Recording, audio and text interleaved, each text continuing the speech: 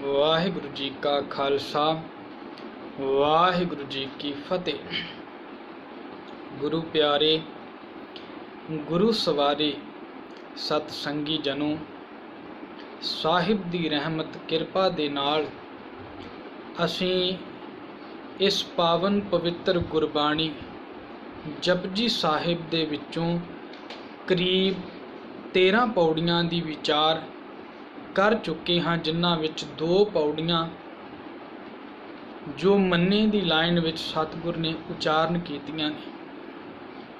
ਪਹਿਲੀ ਪੌੜੀ ਵਿੱਚ ਸਾਹਿਬ ਨੇ ਉਸ ਪੁਰਖ ਦੀ ਗੱਲ ਕੀਤੀ ਜਿਸ ਪੁਰਖ ਨੇ ਗੱਲ ਮੰਨ ਲਈ ਤੇ ਉਸ ਮੰਨਣ ਦੇ ਨਾਲ ਜਿਹੜੀ ਉਹਦੇ ਤੇ ਰਹਿਮਤ ਹੋਈ, ਸਤਿਗੁਰ ਕਹਿੰਦੇ ਉਹਨੂੰ ਬਿਆਨ ਨਹੀਂ ਕੀਤਾ ਜਾ ਸਕਦਾ। ਦੂਸਰੀ ਪੌੜੀ ਵਿੱਚ ਸਾਹਿਬ ਨੇ ਕਿਹਾ ਵੀ ਜਿਹੜਾ ਬੰਦਾ ਗੁਰੂ ਦੀ ਗੱਲ ਨੂੰ, ਗੁਰੂ ਦੇ ਉਪਦੇਸ਼ ਵਿੱਚ ਜੋ ਪ੍ਰਭੂ ਦਾ ਅਕਾਲ ਪੁਰਖ ਦਾ ਹੁਕਮ ਹੈ, ਉਸ ਹੁਕਮ ਨੂੰ ਜਦੋਂ ਮੰਨ ਲੈਂਦਾ ਹੈ, ਉਹਦੀ ਮਨ ਵਿੱਚ, ਬੁੱਧੀ ਵਿੱਚ, ਭਾਵ ਉਹਦੀ ਮਤ ਵਿੱਚ ਸੁਰਤ ਦਾ ਭਾਵ ਹੈ ਚੇਤਨਾ ਆ ਜਾਂਦੀ ਹੈ। ਉਹਨੂੰ ਸਮਝ ਲੱਗ ਜਾਂਦਾ ਹੈ ਵੀ ਮੈਂ ਕੀ ਕਰਨਾ ਇਸ ਮਨ ਦੇ ਨਾਲ, ਇਸ ਬੁੱਧੀ ਨਾਲ। ਸਾਰੇ ਭਾਵਨਾਂ ਦੀ ਸੋਝੀ, ਮੂੰਹ ਦੀਆਂ ਚੋਟਾਂ ਦੀ ਗੱਲ ਤੇ ਜਮਾਂ ਦੇ ਨਾਲ ਨਹੀਂ ਜਾਂਦਾ, ਸਤਿਗੁਰ ਨੇ ਉਹ ਬਿਆਨ ਕੀਤਾ। ਅੱਜ ਸਾਹਿਬ 14ਵੀਂ ਪੌੜੀ ਦੇ ਵਿੱਚ ਸਤਿਗੁਰ ਕਿਰਪਾ ਕਰਦੇ ਨੇ ਵੀ ਜਿਹੜਾ ਉਸ ਅਕਾਲ ਪੁਰਖ ਪਰਮੇਸ਼ਰ ਦੇ ਹੁਕਮ ਨੂੰ ਗੁਰੂ ਉਪਦੇਸ਼ ਰਾਹੀਂ ਸਮਝ ਕੇ, ਸੁਣ ਕੇ ਤੇ ਜਿਹੜਾ ਉਹਨੂੰ ਮੰਨ ਲੈਂਦਾ, ਉਹਦੇ ਰਸਤੇ ਵਿੱਚ ਠਾਕ ਦਾ ਅਰਥ ਹੈ ਰੋਕ, ਮੰਨੈ ਮਾਰਗ ਠਾਕ ਨਾ ਪਾਏ। ਮੰਨਣ ਦੇ ਨਾਲ ਗੁਰੂ ਦੀ ਗੱਲ ਜੇ ਪ੍ਰਵਾਨ ਕਰ ਲੈ, ਬੰਦੇ ਦੇ ਰਸਤੇ ਵਿੱਚ ਸਤਿਗੁਰ ਕਹਿੰਦੇ ਕੋਈ ਠਾਕ, ਕੋਈ ਰੁਕਾਵਟ ਨਹੀਂ ਆਉਂਦੀ। ਕਿਉਂਕਿ ਜਦੋਂ ਅਸੀਂ ਗੁਰਬਾਣੀ ਆਪਾਂ ਸਪਸ਼ਟ ਰੂਪ ਵਿੱਚ, ਜੇ ਆਪਾਂ ਹੁਣ ਇਹਨੂੰ ਪਹਿਲੀ ਪੌੜੀ ਨਾਲ ਹੀ ਜੋੜੀਏ, ਜਿਹੜੀ ਸਾਹਿਬ ਨੇ ਗੱਲ ਕੀਤੀ ਸੀ ਵੀ ਕਿਵ ਸਚਿਆਰਾ ਹੋਈਐ, ਕਿਵ ਕੂੜੈ ਟੁੱਟੈ ਪਾਲ, ਹੁਕਮ ਰਜ਼ਾਈ ਚੱਲਣਾ, ਨਾਨਕ ਲਿਖਿਆ ਨਾਲ। ਹੁਕਮ ਰਜ਼ਾ ਵਿੱਚ ਚੱਲਣਾ ਇਹ ਨਾਲ ਤੋਂ ਲਿਖਿਆ, ਪਰ ਜਦੋਂ ਇਸ ਰਸਤੇ ਤੇ ਮਨੁੱਖ ਚੱਲਦਾ ਹੈ ਤੇ ਗੁਰਬਾਣੀ ਵਿੱਚ ਬਹੁਤ ਤਰ੍ਹਾਂ ਦੀਆਂ ਰੁਕਾਵਟਾਂ ਦਾ ਸਤਿਗੁਰ ਨੇ ਜ਼ਿਕਰ ਕੀਤਾ ਹੈ, ਜਿਹਨੂੰ ਸਤਿਗੁਰ ਨੇ ਕਿਹਾ ਵੀ ਸਰਵਰ ਪੰਖੀ ਹੇਕੜੋ ਫਾਹੀ ਵਾਲ 50। 50 ਦਾ ਅਰਥ ਹੈ 5, ਜਿਹਨੂੰ ਅਸੀਂ ਵਿਕਾਰਾਂ ਰੂਪ ਵਿੱਚ ਵੀ ਲੈ ਲੈਂਦੇ ਹਾਂ। ਕਾਮ, ਕ੍ਰੋਧ, ਲੋਭ, ਮੋਹ ਤੇ ਅਹੰਕਾਰ।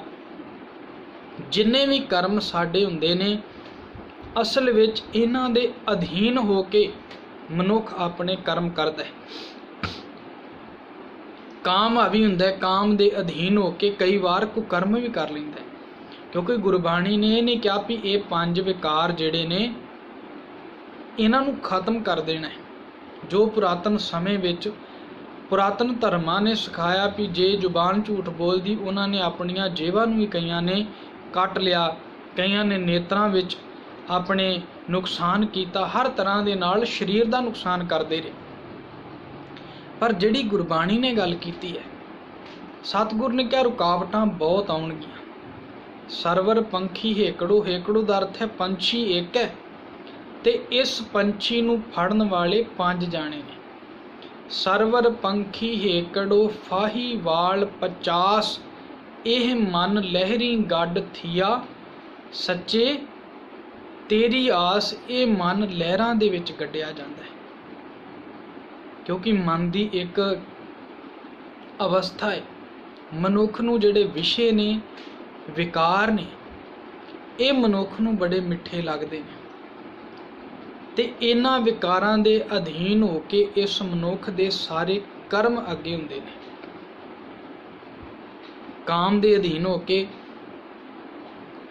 ਇਹ ਕਈ ਵਾਰ ਭੈੜੇ ਤੋਂ ਭੈੜੇ ਕਰਮ ਕਰ ਲੈਂਦਾ। ਅਸੀਂ ਰੋਜ਼ਾਨਾ ਹਰ ਜਗ੍ਹਾ ਤੇ ਸਾਨੂੰ ਇਹ ਵੇਖਣ ਨੂੰ ਮਿਲਦਾ ਹੈ। ਕ੍ਰੋਧ ਦੇ ਅਧੀਨ ਹੁੰਦਾ ਹੈ, ਜਦੋਂ ਬੋਲਣ ਲੱਗਿਆ ਇਹਨੂੰ ਕਿਸੇ ਚੀਜ਼ ਦਾ ਖਿਆਲ ਨਹੀਂ ਰਹਿੰਦਾ। ਕ੍ਰੋਧ ਵਿੱਚ ਕਈ ਵਾਰ ਭਰਾ ਦਾ ਤੱਕ ਕਤਲ ਵੀ ਕਰ ਦਿੰਦੇ ਨੇ, ਕਿਉਂਕਿ ਕ੍ਰੋਧ ਹਾਵੀ ਹੋ ਗਿਆ। ਲੋਭ ਦੇ ਵਿੱਚ ਆਇਆ ਇਨਸਾਨ, ਮੋਹ ਦੇ ਵਿੱਚ ਆਇਆ ਇਨਸਾਨ ਆਪਣੇ ਵੱਲੋਂ ਬੇਅੰਤ ਭੈੜੇ ਤੋਂ ਭੈੜੇ ਕਰਮ ਕਰ ਲੈਂਦਾ ਜੀਵਨ ਵਿੱਚ। ਹੰਕਾਰੀ ਹੋਇਆ। ਕਈ ਵਾਰ ਗੁਰਬਾਣੀ ਇੱਥੋਂ ਤੱਕ ਕਹਿੰਦੀ ਮਨੁੱਖ ਅਹੰਕਾਰ ਵਿੱਚ ਆਪਣੇ ਗੁਰੂ ਨਾਲ ਮੱਥਾ ਲਾਉਣ ਨੂੰ ਵੀ ਕਈ ਵਾਰ ਤਿਆਰ ਹੋ ਜਾਂਦਾ ਹੈ, ਰੱਬ ਨਾਲ ਮੱਥਾ ਲਾਉਣ ਨੂੰ ਵੀ ਤਿਆਰ ਹੋ ਜਾਂਦਾ ਹੈ। ਜਿਹੜਾ ਹਰਨਾਕਸ਼ ਦੁਸ਼ਟ ਹਰ ਮਾਰਿਆ ਪ੍ਰਹਿਲਾਦ ਰਹਿ ਅਸੀਂ ਪੜ੍ਹਦੇ ਹਾਂ, ਅਹੰਕਾਰੀਆਂ ਨਿੰਦਕਾਂ ਪਿੱਠ ਦੇ ਨਾਮ ਦਿਓ ਮੁਖ ਲਾਇਆ। ਹਰਨਾਕਸ਼ ਵਰਗੇ ਉਹਨਾਂ ਦੀ ਉਦਾਹਰਣ ਵੀ ਗੁਰਬਾਣੀ ਨੇ ਦਿੱਤੀ ਹੈ। ਭਾਵ ਜਦੋਂ ਮਨੁੱਖ ਇਹਨਾਂ ਵਿਕਾਰਾਂ ਦੇ ਅਧੀਨ ਹੁੰਦਾ ਹੈ ਤੇ ਇਹ ਵਿਕਾਰ ਹੀ ਤੇ ਮਨੁੱਖ ਦੇ ਰਸਤੇ ਵਿੱਚ ਰੁਕਾਵਟ ਹੈ। ਕਬੀਰ ਭਾਰ ਪਰਾਈ ਸਿਰ ਚੜ੍ਹੈ, ਚੱਲਿਓ ਚਾਹੇ ਬਾਟ। ਪਰਾਇਆ ਭਾਰ ਮਨੁੱਖ ਆਪਣੇ ਸਿਰ ਤੇ ਲੈ ਲੈਂਦਾ ਹੈ। ਪਰਾਇਆ ਭਾਵ ਇਸ ਸੰਸਾਰ ਵਿੱਚੋਂ ਜਿਹੜੀਆਂ ਚੀਜ਼ਾਂ ਕੋਲੋਂ ਬਚਣਾ ਸੀ, ਜਿਹੜਾ ਇਹਦਾ ਆਪਣਾ ਨਹੀਂ ਸੀ, ਇਹਦਾ ਸਾਥੀ ਨਹੀਂ ਸੀ। ਕਿਉਂਕਿ ਸਾਥੀ ਗੁਰਬਾਣੀ ਨੇ ਕਿਹਾ ਮਨੁੱਖ ਦਾ ਸਾਥੀ ਜਿਹੜਾ ਉਹ ਸੱਚਾਈ ਹੈ, ਸੱਜਣ ਉਹ ਹੈ ਜਿਹੜਾ ਮਨੁੱਖ ਦੇ ਨਾਲ ਨਿਭੇ, ਤੇ ਜਿਹੜਾ ਨਾਲ ਨਹੀਂ ਨਿਭਦਾ ਉਹ ਸੱਜਣ ਨਹੀਂ। ਇਹਦਾ ਮਨੁੱਖ ਦਾ ਆਪਣਾ ਕੀ ਹੈ, ਉਹਨੂੰ ਛੱਡ ਬੈਠਾ। ਜੋ ਪਰਾਇਓ ਉਹਨੂੰ ਸਮਝ ਬੈਠਾ ਵੀ ਇਹ ਮੇਰਾ ਹੈ। ਤੇ ਗੁਰਬਾਣੀ ਕਹਿੰਦੀ ਮਨੁੱਖ ਦੇ ਰਸਤੇ ਵਿੱਚ ਰੁਕਾਵਟਾਂ ਹੀ ਇਹ ਨੇ। ਕਬੀਰ ਭਾਰ ਪਰਾਈ ਸਿਰ ਚੜ੍ਹੈ, ਚੱਲਿਓ ਚਾਹੇ ਬਾਟ। ਇਹ ਚਾਹੁੰਦਾ ਵੀ ਮੈਂ ਪਰਾਇਆ ਭਾਰ ਵੀ ਸਿਰ ਤੇ ਚੁੱਕਾਂ, ਵਿਕਾਰ ਵੀ ਹੋਣ ਮੇਰੇ ਕੋਲ, ਕਿਉਂਕਿ ਵਿਕਾਰ ਮਿੱਠੇ ਨੇ, ਮਨੁੱਖ ਛੱਡਣ ਨੂੰ ਤਿਆਰ ਨਹੀਂ ਹੈ। ਗੁਰਬਾਣੀ ਜੀ ਕਹਿੰਦੀ ਹੈ ਕਿ ਸੱਚਾਈ ਦਾ ਰਸਤਾ ਆਪਣੇ ਜੀਵਨ ਵਿੱਚ ਅਖਤਿਆਰ ਕਰਨਾ ਬੜਾ ਜ਼ਰੂਰੀ ਹੈ। ਪਰ ਗੁਰਬਾਣੀ ਨਾਲ ਇਹ ਵੀ ਬਿਆਨ ਕਰਦੀ, ਆਖਣ ਔਖਾ ਸਾਚਾ ਨਾਉ। ਤੇ ਅਸੀਂ ਸਮਝ ਲੈਂਦੇ ਸ਼ਾਇਦ ਵਾਹਿਗੁਰੂ ਦਾ ਨਾਮ ਜਪਣਾ ਬੜਾ ਔਖਾ ਹੈ। ਇਹ ਜਪਿਆ ਜਾ ਸਕਦਾ ਹੈ, ਪਰ ਉਸ ਵਾਹਿਗੁਰੂ ਨਾਮ ਦੇ ਜਪੇ ਵਿੱਚੋਂ ਜਿਹੜੀ ਸਾਨੂੰ ਅਕਲ ਮਿਲਦੀ, ਗੁਰਬਾਣੀ ਪੜ੍ਹਨੀ ਸੌਖੀ ਹੈ, ਪਰ ਉਸ ਪੜ੍ਹੇ ਦੇ ਵਿੱਚੋਂ ਜਿਹੜੀ ਸਾਨੂੰ ਅਕਲ ਮਿਲ ਜਾਂਦੀ ਹੈ, ਗੁਰਬਾਣੀ ਗਿਆਨ ਦਿੰਦੀ ਹੈ, ਉਹ ਗਿਆਨ ਨੂੰ ਆਪਣੇ ਜੀਵਨ ਵਿੱਚ ਲਾਗੂ ਕਰਨਾ ਬੜਾ ਔਖਾ ਹੈ। ਆਹ ਗੁਰਬਾਣੀ ਕਹਿੰਦੀ ਵੀ ਆਖਣ ਔਖਾ ਸਾਚਾ ਨਾਉ। ਹੁਣ ਮੰਨ ਲਓ ਅਸੀਂ ਰਸਤੇ ਉੱਤੇ ਜਾ ਰਹੇ ਹਾਂ, ਸਾਨੂੰ 10 ਰੁਪਏ 20 ਰੁਪਏ 50 ਰੁਪਏ ਗਿਰੇ ਕਈ ਵਾਰ ਮਿਲਦੇ ਨੇ, ਅਸੀਂ ਚੁੱਕ ਕੇ ਕਈ ਵਾਰ ਪੁੱਛ ਲੈਂਦੇ ਕਿਹਦੇ। ਪਰ ਇਹੀ ਰਕਮ ਜੇ ਸਾਡੇ ਰਸਤੇ ਵਿੱਚ ਵੱਡੀ ਹੋ ਜਾਏ, ਉੱਥੇ ਸਾਡਾ ਸੱਤ ਡੋਲ ਜਾਂਦਾ ਹੈ। ਉੱਥੇ ਪਤਾ ਲੱਗਦਾ ਵੀ ਮਨੁੱਖ ਕਿੱਥੇ ਕੁ ਚੱਲ ਗਿਆ। ਜਿਹੜੀਆਂ ਅੱਜ ਸਾਨੂੰ ਖਬਰਾਂ ਮਿਲਦੀਆਂ ਨਾ ਧਰਮ ਦੇ ਨਾਮ ਤੇ ਆਪਣੇ ਆਪ ਨੂੰ ਵੱਡੇ ਵੱਡੇ ਅਖਵਾਉਣ ਵਾਲੇ, ਉਹ ਵੀ ਡੋਲ ਗਏ। ਰਾਜਾ ਸ਼ਿਵਨਾਥ ਦੇ ਕੋਲੋਂ ਧੰਨ ਗੁਰੂ ਨਾਨਕ ਸਾਹਿਬ ਦਾ ਨਾਮ ਉਹ ਆਪਣੇ ਵੱਲੋਂ ਬਣਾਵਟ ਬਣਾ ਕੇ ਉੱਥੇ ਬੰਦੇ ਪਹੁੰਚਦੇ ਨੇ ਵੀ ਅਸੀਂ ਗੁਰੂ ਨਾਨਕ ਦੇਵ ਆ, ਪਰ ਜਦੋਂ ਉਹਨੂੰ ਪਰਖਦਾ ਉਹ ਇਹਨਾਂ ਚੀਜ਼ਾਂ ਵਿੱਚ ਡੋਲਦੇ ਨੇ, ਕਿਉਂਕਿ ਉਹਨਾਂ ਦੇ ਰਸਤੇ ਵਿੱਚ ਇਹ ਰੁਕਾਵਟਾਂ ਨੇ। ਚਾਲੇ ਥੀ ਹਰ ਮਿਲਣ ਕੋ ਬੀਚੇ ਅਟਕਿਓ ਚੀਤ। ਕੋਈ ਨਾ ਕੋਈ ਰੁਕਾਵਟ ਮਨੁੱਖ ਦੇ ਰਸਤੇ ਵਿੱਚ ਆ ਜਾਂਦੀ ਹੈ। ਇਹਨੂੰ ਭਗਤ ਰਵਿਦਾਸ ਜੀ ਕਹਿੰਦੇ ਨੇ ਕਿ ਘਟ ਅਵ ਘਟ ਡੂੰਗਰ ਘਣਾ, ਇੱਕ ਨਿਰਗੁਣ ਬੈਲ ਹਮਾਰ ਰਮਈਏ ਸਿਉ, ਇੱਕ ਬੇਨਤੀ ਮੇਰੀ ਪੂੰਜੀ ਰਾਖ ਮੁਰਾਰ।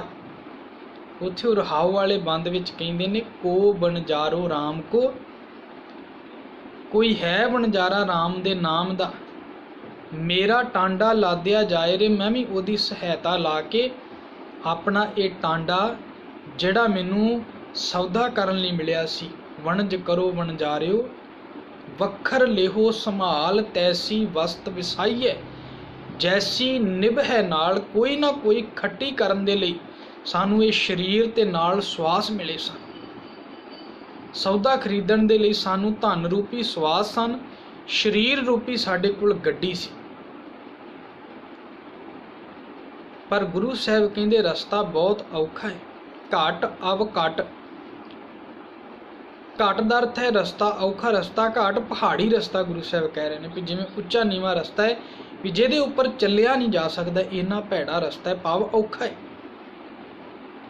ਤਾਂ ਤੇ ਸਤਿਗੁਰ ਕਹਿੰਦੇ ਨੇ ਐਸਾ ਨਾਮ ਨਿਰੰਜਨ ਹੋਏ, ਕਿਉਂਕਿ ਇਹ ਪੌੜੀਆਂ ਦੀ ਅਖੀਰ ਜਿਹੜੀ ਬਾਰ-ਬਾਰ ਤੁਕ ਆ ਰਹੀ ਹੈ भी नाम जिहड़ा वो निरंजन है, वो मैल तो रहत है, ਉਹਨੂੰ मैल की कोई शो नहीं। तो मनुख भी वो प्रवान होना है, अंजन माहे निरंजन रही है ये कालख, ये इस भैड़ा रस्ता ये ते चलना बड़ा औखा है।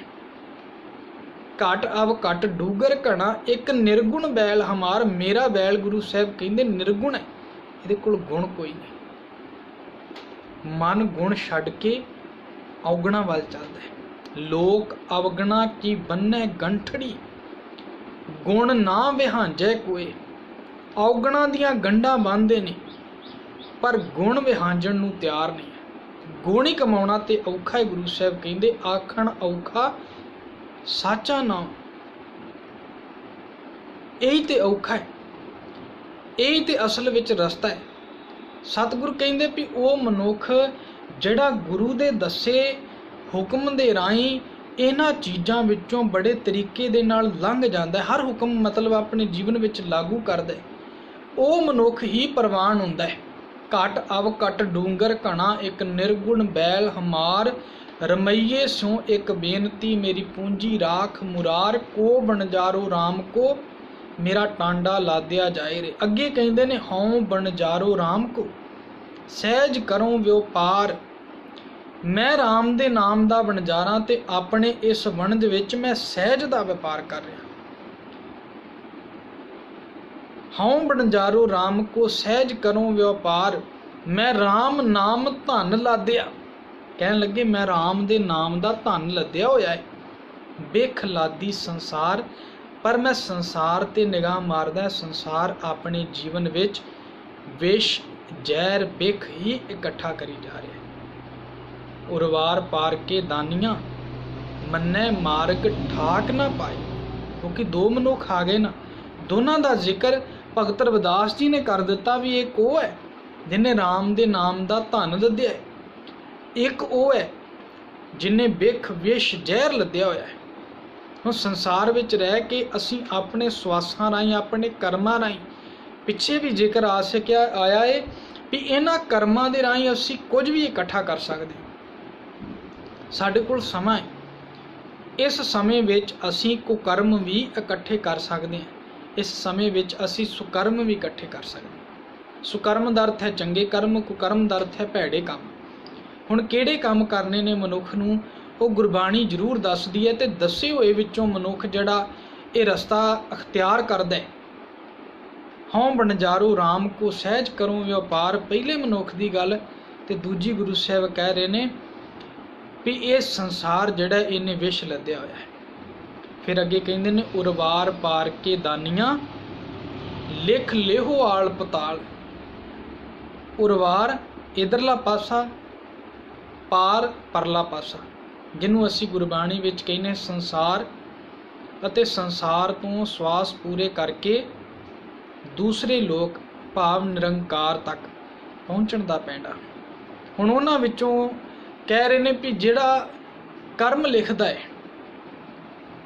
मनुख कहंदा धर्म राज सजावां दिंदा है, जम लैके जांदे ने, पर भगत रविदास जी कहंदे ने भी मैं गुरु दे हुक्म दे राहीं परमेश्वर नूं समझ लिया है, ते समझे होए नूं मैं जीवन विच लागू कीता है। हौं बनजारो राम को सहज करों व्यापार, मैं राम दे नाम दा वणज करके चलिया, ते ये वणज करन दे नाल मेरे कोल इन्ना माण है, इन्ना मेरे कोल सत्कार है रब वल्लों कि मैं उस धर्म राज नूं भी चैलेंज कर रहा। उरवार पार के दानियां, हे इधरले ते उधरले पार दे विच गुनाह लिखण वालिया, इत्थे लिखण वालिया उत्थे सजा देण वालिया, लिख लेहो आल पताल, जो तेरा दिल करदा आल लिख पताल लिख, जो दिल करदा मेरे बारे लिखी जा, क्योंकि मैनू इन्ना भरोसा है मैं राम दे नाम नूं जीवन विच खटिया है, ਉਹਦੇ हुक्म नूं अपने जीवन विच वजा के चलिया। मोहे जम डंड ना लग गई तजी ले सर्ब जंजाल, मैं सारे जंजाल छड्ड दिते ने ते मैनू जमा दा डंड लग ही नहीं सकता, मैनू जमा दा डंड नहीं लगना, मेरे बारे जो तू दिल करदा लिखी जा। जिवें चुरस्ते विच प्रोफैसर दर्शन सिंह ने बड़ी सोहनी उदाहरण दिती है। वो कहण लगा भी असी चुरस्ते ते जदों चलदे आ ट्रैफिक नियम साडे ते लागू हुंदे ने, लाइट उस जगह ते हर बंदे नूं रुकना पैंदा है। पर कुछ अदारे ऐसे ने जिवें एंबूलेंस, जिवें फायर ब्रिगेड वाले, क्योंकि वो सरकार दे हुक्म विच चल रहे ने, तो उन्होंने उत्थे दे पुलिस वाले भी नहीं रोक सकते, क्योंकि उन्होंने हुक्म विच वो सीधा लाइट दे विचों भी निकल जाते हैं। दूजा, टोल टैक्स दे विच टोल हर मनुख दा कट्टिया जाता है, पर जिहड़े कई बार सरकारी अदारे वाले हुंदे ने, वो साइड तो उन्हों का एक रस्ता बनया, वो साइड ते बने रस्ते दे विचों निकल जाते हैं, वो लाइन विच नहीं लगते। क्यों? क्योंकि उन्हों की सरकार नाल गलबात है। अज गुरु साहब कह रहे हैं, उरवार पार के दानियां लिख लियो आल पताल, मुहे जम डांड ना लग गई, तजी ले सरब जंजाल, मैं सारे जंजाल छड्डे हुए ने। इत्थे गुरु साहब कह लगे, जेड़ा मनुख हुक्म दे विच आ जांदा है, परमेश्वर दे हुक्म नूं जीवन विच लागू करदा है, उहदे रस्ते विच कोई रुकावट नहीं आउंदी। मन्नै मार्ग ठाक ना पाए, ठाक रोक नहीं आउंदी। क्यों? क्योंकि वो हुक्म विच है। उहदे नाल हुंदा कि मन्नण दे नाल मन्नै पत स्यों प्रगट जाए। पत स्यों दा अर्थ है पत दे नाल, इज्जत दे नाल प्रगट होके जांदा है। जदों असीं 12 माहां दी बाणी पढ़दे हां ते 12 महीनों तो बाद धन गुरु अर्जन देव महाराज वो अखीरले महीने की जदों गल करते हैं, उदों यही कहते हैं, जिन जिन नाम ध्याया तिन के काज सरे। नाम ध्याउण दा मतलब ये है, मैं तां ये वार वार अर्ज कर रहा क्योंकि अज साडे विच बड़ा प्रचारिया जा रहा है भी तुसी पाठ करो, गुरबाणी समझो ना, घंटियां बद्धी वाहिगुरू सिमरन करो, गुरबाणी नूं ना समझो। तो मैं सच्ची मुच्ची इहदा मतलब ये नहीं मैं वाहिगुरू सिमरन ते सवाल कर रहा जां मैं गुरबाणी पढ़न ते सवाल कर रहा, पर सच्ची जे असी गुरु दे उपदेश नूं समझ के जीवन विच धारण ही नहीं करांगे। हुण मान लो बच्चे परिवार विच अपने माँ प्यो दे नाम नूं जप रहे ने, याद कर रहे ने, पर जे माँ प्यो का कोई हुक्म होवे उन्हां दे लई ते वो अपने माँ प्यो का हुक्म उन्हों ना मनते हुए ते वो नाम लेंदे रहन, माँ प्यो का सिमरन याद करी जान, माँ प्यो खुश नहीं हुंदा। माँ प्यो ने सानू जीवन रूपी गड्डी दिती है, शरीर रूपी, ते इहदे विच वरतन दे लई पूंजी दिती है श्वास।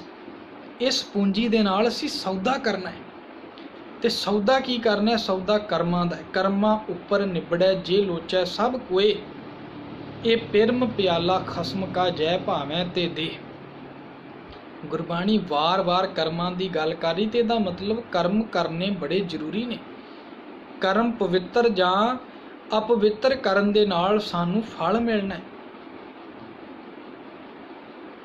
अज सानू घंटियां बद्धी जोड़िया जा रहा। मेरा मतलब ये नहीं है कि असीं इस गल ते गल करिए, लेकिन जो कुछ वापरिया, जे 2 घंटे असीं अखां बंद करके बहने हैं, तो जे उही 2 घंटे असीं गुरबाणी समझण ते लगा दईए, सानू किन्ने शब्दां दी समझ लग जाएगी। मान लो 15 मिनट भी एक शब्द नूं असीं दईए, 1 घंटे विच 4 शब्द समझ सकते हैं, 2 घंटे विच 8 शब्द समझ सकते हैं।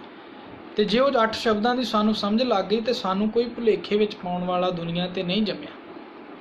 कोई नहीं सानू अपने पिछे ला के साडे सवासां नूं, साडे समय नूं, साडे पैसे नूं खराब करन वाला कोई नहीं होवेगा, क्योंकि सानू समझ लग जाएगी गुरु नानक सतगुरु जी सानू की समझाउंदे ने, ते असीं सीधा गुरु नानक दे नाल संबंध बन जाना है। तो जदों धन गुरु नानक साहब नाल संबंध बन गया, सानू विचोलियां दी की लोड़ है। अज गुरु साहब कहंदे, जिन जिन नाम ध्याया तिन के काज सरे, हर गुर पूरा आराध्या दरगाह सच खरे। सच्ची दरगाह विच सच दे नाल खड़े हो जाणगे। पत स्यों प्रगट जाए, मन्नै मग ना चलै पंथ। वो अपने रस्ते तो कदी भी नहीं खुंझणगे, ਜਿਹੜੇ मनुख गुरु दे हुक्म नूं समझ लैणगे। गुरु हर रस्ता दसदा भी किस किस रस्ते ते तू चलना है, ते रस्ता मनुख उही भुलेगा जिन्हों पता नहीं होवेगा। हुण मान लो तुसीं किसी शहर नूं भी जाना, सानूं रस्ता नहीं पता, असीं पुछांगे, पर जे पुछ के भी असीं वो ते अमल ना करिए, गुरबाणी सानूं रस्ते ही तो दसदी है, पर वो पुछे हुए तो असीं अमल करांगे तां साडा रस्ता कदी साडे हत्थों नहीं खुंजेगा। ਕਿਉਂਕਿ ਸਾਡਾ ਸੰਬੰਧ ਸਿੱਧਾ ਧਰਮ ਦੇ ਨਾਲ ਬਣ ਜਾਏਗਾ, ਜਿਹੜਾ ਧਰਮ ਧੰਨ ਗੁਰੂ ਨਾਨਕ ਸਾਹਿਬ ਸਾਨੂੰ ਸਮਝਾਉਣਾ ਚਾਹੁੰਦੇ ਨੇ। ਮੰਨੈ ਧਰਮ ਸੇਤੀ ਸੰਬੰਧ। ਸੇਤੀ ਦਾ ਅਰਥ ਹੈ ਨਾਲ, ਸੇਤੀ ਦਾ ਅਰਥ ਹੈ ਜਲਦੀ ਨਾਲ ਨਹੀਂ ਅਸੀਂ ਅਰਥ ਕਰਾਂਗੇ। ਸੇਤੀ ਭਾਵ ਹੈ ਨਾਲ, ਨਾਲ ਦਾ ਅਰਥ ਹੈ ਧਰਮ ਦਾ ਤੇ ਮਨੁੱਖ ਦਾ, ਦੋਨਾਂ ਦਾ ਆਪਣੇ ਇੱਕ ਦੂਜੇ ਦੇ ਨਾਲ ਸੰਬੰਧ ਬਣ ਜਾਏਗਾ। ਉਹ ਮਨੁੱਖ ਧਰਮੀ ਗਿਣਿਆ ਜਾਵੇਗਾ ਜਿਹੜਾ ਮਨੁੱਖ ਆਪਣੇ ਜੀਵਨ ਵਿੱਚ ਚੰਗਾ ਵਪਾਰ ਕਰੇਗਾ। ਵਪਾਰ ਕਰਨ ਦੇ ਨਾਲ ਉਹਦੇ ਰਸਤੇ ਦੀਆਂ ਰੁਕਾਵਟਾਂ ਜਿਹੜੀਆਂ ਦੂਰ ਹੋ ਜਾਣਗੀਆਂ, ਜਿਹੜੇ ਅਸੀਂ ਜਾਮ ਕਈ ਕੁਛ ਕਹਿੰਦੇ ਹਾਂ, ਕਿਉਂਕਿ ਰੁਕਾਵਟ ਬਹੁਤ ਹੈ। ਬੰਧਨ ਮਾਤ ਪਿਤਾ ਸੰਸਾਰ, ਬੰਧਨ ਸੁਤ ਕੰਨਿਆ ਅਰਨਾਰ। ਸੰਸਾਰ ਵੀ ਬੰਧਨ ਹੈ। ਆਪਣੀ ਇਸਤਰੀ, ਆਪਣੇ ਬੱਚੇ, ਮਾਂ ਪਿਓ ਕਈ ਵਾਰ ਬੰਧਨ ਬਣ ਜਾਂਦੇ ਨੇ। ਕਿਉਂ? ਕਈ ਵਾਰ ਇਹਨਾਂ ਦੇ ਮੋਹ ਵਿੱਚ ਅਸੀਂ ਕਰਮ ਵਿਗਾੜ ਬੈਠਦੇ ਹਾਂ, ਕਰਮ ਵਿਗਾੜ ਬੈਠਦੇ ਹਾਂ। ਮੇਰਾ ਬੱਚਾ ਕਰਨਾ ਚਾਹੁੰਦਾ ਹੈ, ਉਹ ਕਰਨ ਦੇ ਲਈ ਅਸੀਂ ਕਈ ਵਾਰ ਆਪਣੇ ਕਰਮ ਵਿਗਾੜ ਲੈਂਦੇ ਵੀ ਇਹਦੇ ਇਸ ਕਰਮ ਨੂੰ ਪੂਰਾ ਕਰਨ ਦੇ ਲਈ ਮੈਂ ਹਰ ਜੀਵਨ ਦਾ ਉਹ ਕੰਮ ਕਰਾਂ। ਕਈ ਵਾਰ ਸੰਸਾਰ ਬੰਧਨ ਬਣ ਜਾਂਦਾ ਹੈ। ਸੰਸਾਰ ਵਿੱਚ ਅਸੀਂ ਆਪਣੀ ਨੱਕ ਬਚਾਉਣ ਦੇ ਲਈ, ਆਪਣੀ ਨੱਕ ਬਚਾਉਣ ਦੇ ਲਈ ਭੈੜੇ ਤੋਂ ਭੈੜਾ ਕੰਮ ਕਰ ਜਾਂਦੇ ਹਾਂ। ਜਿਵੇਂ ਵਿਆਹ ਕਰਨਾ ਹੋਵੇ ਬੱਚਿਆਂ ਦਾ, ਸਾਨੂੰ ਹੁੰਦਾ ਸੰਸਾਰ ਵਿੱਚ ਮੇਰੀ ਇੱਜ਼ਤ, ਮੇਰੀ ਨੱਕ ਰਹਿ ਜਾਏ, ਮੈਂ ਆਹ ਕੰਮ ਕਰਾਂਗਾ।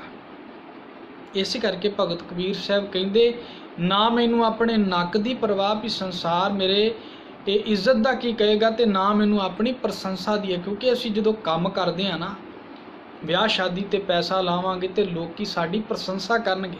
ਲੋਕੀ ਕਹਿਣਗੇ ਵੀ ਬੱਲੇ, ਇਹਨੇ ਤੇ ਕਮਾਲ ਕਰ ਦਿੱਤੀ ਆਪਣੇ ਬੱਚੇ ਦੇ ਵਿਆਹ ਤੇ। ਕਿਉਂਕਿ ਨੱਕ ਦੀ ਤੇ ਕੰਨ ਦੀ ਸਾਰੀ ਕਹਾਣੀ ਹੈ। ਕਬੀਰ ਸਾਹਿਬ ਕਹਿੰਦੇ, ਨਾਕੋਂ ਕਾਟੀ ਕਾਨੋਂ ਕਾਟੀ। ਨੱਕ ਵੀ ਕੱਟ ਦਿੱਤਾ, ਮੈਨੂੰ ਨੱਕ ਦੀ ਪਰਵਾਹ ਨਹੀਂ ਵੀ ਲੋਕ ਕੀ ਕਹਿਣਗੇ, ਮੈਂ ਆਹ ਕੰਮ ਕਰਾਂਗਾ। ਤੇ ਕੰਨਾਂ ਤੋਂ ਕੱਟ ਦਿੱਤੀ, ਲੋਕੀ ਮੇਰੀ ਪ੍ਰਸ਼ੰਸਾ ਕਰਦੇ ਜਾਂ ਮੇਰੀ ਨਿੰਦਿਆ ਕਰਦੇ, ਮੈਨੂੰ ਇਹਦੀ ਵੀ ਪਰਵਾਹ ਨਹੀਂ। ਇਹ ਨਹੀਂ ਵੀ ਜੇ ਮੈਂ ਦਾਰੂ ਨਹੀਂ ਪਾਈ ਬੱਚੇ ਦੇ ਵਿਆਹ ਤੇ ਲੋਕੀ ਕਹਿਣਗੇ ਵੀ ਇਹਨੇ ਤੇ ਡੰਡ ਲਾ ਦਿੱਤੀ, ਮੈਨੂੰ ਇਹ ਵੀ ਪਰਵਾਹ ਨਹੀਂ। ਤੇ ਜੇ ਮੈਂ ਪਾਈ ਹੈ ਵੀ ਮੈਂ ਲੋਕਾਂ ਦੀ ਪ੍ਰਸ਼ੰਸਾ ਸੁਣਨੀ ਚਾਹੁੰਦਾ, ਮੈਨੂੰ ਇਹ ਵੀ ਪਰਵਾਹ ਨਹੀਂ। ਇਹੀ ਤਾਂ ਬੰਧਨ ਹੈ। ਗੁਰੂ ਸਾਹਿਬ ਕਹਿੰਦੇ ਧਰਮ ਨਾਲ ਸੰਬੰਧ ਬਣ ਜਾਂਦਾ, ਰੁਕਾਵਟਾਂ ਦੂਰ ਹੋ ਜਾਂਦੀਆਂ। ਕਿਉਂ? ਐਸਾ ਨਾਮ ਨਿਰੰਜਨ ਹੋਏ। ਨਾਮ ਮੈਲ ਤੋਂ ਰਹਿਤ ਹੈ, ਜਿਹੜਾ ਉਹਨੂੰ ਮੰਨਦਾ ਉਹਦਾ ਜੀਵਨ ਮੈਲ ਤੋਂ ਰਹਿਤ ਹੋ ਜਾਂਦਾ ਹੈ। ਜੇ ਕੋ ਮਨ ਜਾਣੈ ਮਨ ਕੋਏ, ਜਿਹੜਾ ਮੰਨ ਲੈਂਦਾ ਉਹਦਾ ਜੀਵਨ ਵੀ ਵਿਕਾਰਾਂ ਤੋਂ ਰਹਿਤ ਹੋ ਜਾਂਦਾ ਹੈ। ਇਸੇ ਕਰਕੇ ਸਾਹਿਬ ਨੇ ਇਹ ਸਾਨੂੰ ਪੌੜੀਆਂ ਵਿੱਚ ਬੜਾ ਉੱਤਮ ਗਿਆਨ ਦਿੱਤਾ। ਅਸੀਂ ਜੇ ਸਮਝੀਏ ਤੇ ਬਹੁਤ ਕੁਝ ਜੀਵਨ ਵਿੱਚ ਲਾਹੇਵੰਦ ਅਸੀਂ ਖੱਟ ਸਕਦੇ ਹਾਂ। ਇਹ ਬੇਨਤੀ ਪ੍ਰਵਾਨ ਕਰਨੀ। ਵਾਹਿਗੁਰੂ ਜੀ ਕਾ ਖਾਲਸਾ, ਵਾਹਿਗੁਰੂ ਜੀ ਕੀ ਫਤਿਹ।